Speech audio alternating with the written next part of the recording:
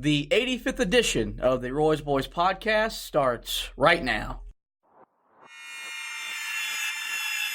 And ready on his second attempt. That one is no good. They battle for it. Loose ball. Recovered Marvin. He scores. Pushes into Hubert Davis. 8 seconds. Davis trying to get free. Over to Fox. Fox, baseline. Up for the shot. Good. Off the glass. Oklahoma calls timeout. But the game is over. The game is over. Carolina has upset number 1 Oklahoma. With 20 seconds left to play. Goes back to Michael Jordan. Jumper from out on the left. Good. 63-62, 13, 12, 11. Georgetown with one timeout. Fred Brown looking. Oh, way to Worthy. Worthy 5. The Tar Heels are going to win the national championship. Rebounded by Weber. Michigan out of timeout. Weber front court. Carolina with foul. He takes the timeout. They're out of timeout. Technical foul. Technical foul. Brown gets it into Williams. Here comes Williams front court. Williams on the drive. Gets it back out the head. Long outside shot. Short rebounded. There. It's over. Carolina has won the national championship. How about them Tar Heels? They are the national champions. That's it! Make room for 2017. The Tar Heels are the national dadgum champions. This is the Roy's Boys podcast with your host, Joshua Marlowe. And with that, going to welcome everybody into another edition of the Roy's Boys podcast, powered by Carolina Electrical Services. Big game we got to talk about with Carolina hosting the Ohio State Buckeyes in the Smith Center. Battle of top 7 teams as Ohio State undefeated 7-0 moved ahead of Carolina in the latest AP rank as they are ranked number 6. Carolina 6-1 fell to 7th after dropping to Michigan in the battle for Atlantis. And Anthony, normally when you come off a holiday tournament, you get a chance to come back and catch your breath, play an easy game or two before going and playing another big-time game. That's not the case for Carolina. They got 2 top 10 games this week alone, starting tonight against Ohio State. So remember when people wanted to sit here in the preseason and tell us that this draw in the ACC Big Ten Challenge was an easy one? That, Ohio State, mid-level team in the Big Ten. Also get them in the Smith Center. Yeah, as expected, for most of us that actually, follow the sport of college basketball in depth, that is not the case. Ohio State is as good as they've been since Greg Oden was there. And this is a team that legitimately is a threat to win the Big Ten. I know it's still early in the season, but, when you look back, they demolished a... Are we allowed to say the name of the team, or are we still going with no? We're just going to call them that team from Philadelphia that beat us in the 2016 national championship game. Excuse me. They beat them. What was the final margin? I think it was like 27-28, but they were consistently up 30 most of that game. They took them apart, and that is a team that we think is probably as good as they've been since the championship, their last championship season. After a down year last year, they're back. I fully expect this to be one of the most difficult games that the Tar Heels play so far this season. And it's kind of weird because both Ohio State and then the team that we're going to play on Saturday, Saturday, right? Sunday. Getting it mixed up here. Terrible start for you today, by the way. There we go. Coming off the bench a little bit slow. Jump shooting. My shot, I'm open, but I'm not knocking them down.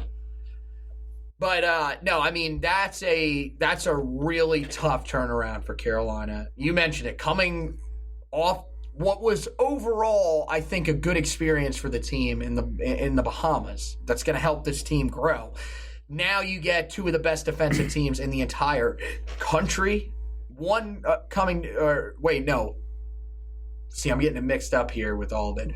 We are welcoming in Ohio State, and then we have to go on the road to Virginia. So, I mean, I honestly, out of those two, I would rather have it the other way around. Unfortunately, it's not.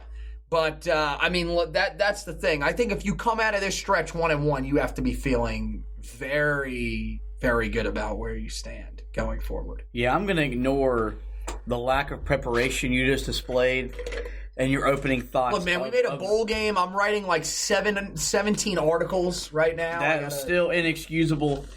But, yeah, no. I think when we got the Ohio State draw, we took a breath of fresh air because it's not Michigan State, it's not Maryland, or Michigan. You know, who's Maryland's also a pretty legitimate team to win that conference. Very good. But I knew that Ohio State would be a challenge. Chris Holtman's done a very good job taking over that program. That's now, and I believe his third year there, running Ohio State basketball, and they're an impressive team on both ends of the floor, really efficient at both ends. They average about 78 points per game offensively, shooting 49% from the field, 40% from three. So something that Carolina's going to have to be prepared for. They got to be connected defensively. But then we talk about Ohio State. It starts with what they're doing on the defensive end. Only giving up 53 points per game. That's sixth best in college basketball. Teams are only shooting 33% against them. That is second best. And it's not a good matchup for Carolina considering they've had the problems they've had offensively, especially in the half court. Yeah, that's the solution to figuring out what you can do offensively is never let's play a defensive team that's holding teams to 53 points per game and 35% shooting. Now, the only good thing is that Carolina has won games so far this year when they haven't shot the ball well, and that includes in the game against Oregon. They really didn't shoot the ball great at the end of the day. But you have to have those stretches where you put together, you know, a group of points, 12 points in 4 minutes or something. You've got to find areas where you can attack this Ohio State team and build some points somewhere, because if you come out as slow as you have in most of the games this season, now they didn't do it against Oregon, and that's one of the reasons they won the game, but if you come out and start really slow and get way behind, this is not a team that you can climb back into the game against. They're not going to let you. So that's the thing. It's really about, okay, I know you've had a little bit of a layoff since you played on Friday, but you've got to come prepared. Even though it's 5 days later, you got to be ready to go right out of the gate, because this Ohio State team, while they may not be the greatest offensively, the numbers are still decent enough to, when you combine it with how good they are defensively, they are one of the toughest teams to play in the country. I mean, the fact that they are holding teams to 35.9% from the field, that's second in the whole country. And, I mean, we can probably guess who's number one. So They are extremely impressive early in the season. Their schedule might not be great, but it's also not that bad. They have played a legitimate tournament team, as we talked about, and the rest of their schedule is still not awful. So this is a team that so far has proven they can get the job done. And Carolina's got to come out and show that, you know, even though they have gotten it done so far, they got to get off to a fast start and show them what it's like to play a blue blood power in their own building. Yeah, offensively, Ohio State, they got 6 guys that average 8 points or more, so it's a balanced attack. Mm-hmm. Caleb Wesson is their best player, averaging right now about 12.7 points per game. But they have what Carolina has always tried to have, which is a balanced scoring offensive attack, because you can't just key on one guy because this other guy will step up and have a good night. Mm-hmm. And then you talk about defensively. This game is basically, in some regards, they're preparing for you what you got to go do on Sunday when you go to Charlottesville, which is possessions are figured to be limited. I don't see Ohio State wanting to run, and so you've got to value the ball in the half court. And this feels like a game that if Carolina's going to want to win and wants to compete, this has got to be a game where it's not Cole Anthony dominating the ball and creating. put the ball inside and let your big mans go to work, because they've held their own in their biggest games this year. Against Notre Dame, they held their own. They out-rebounded Michigan. They were very good inside against Oregon. Mm-hmm. And so they've got to be confident enough, and there's also got to be that sense of urgency to put the ball inside and let Armando and Garrison do what they can do. Well, I mean, look, this matchup inside favors Carolina about as well as any matchup they're going to have most of the season. I mean, Wesson is probably going to be your guy. I don't know exactly how their starting lineup shakes out, but just from looking at the size of the guys that have contributed the most so far this season, Wesson's your center, and your 5-man. So, I mean, if he's matching up with Armando, who's coming off a game where he had 6 blocks, he's going to have a huge height advantage. 7 foot over 6'9" is huge. That's a big advantage for you. And, I mean, same thing with Garrison, who will likely be matched up with Kyle Young. That's big for you. And I think that, just even from looking at the rebounding numbers for Ohio State, Carolina should not have much of a problem controlling the glass. And that's where you have to do most of your damage. Like you said, putting the ball inside. And the other thing is, I mean, look, you can't only take shots from the paint. That would be our plan if we were coaches, because we talk out of our rear ends when we talk about what we would do as coaches. We're just that's not going to work the whole time though. You're going to have to take jump shots. The key is to do what you've been doing so successfully in those games that you have won. We saw it against Alabama. We saw it against Oregon in the Bahamas.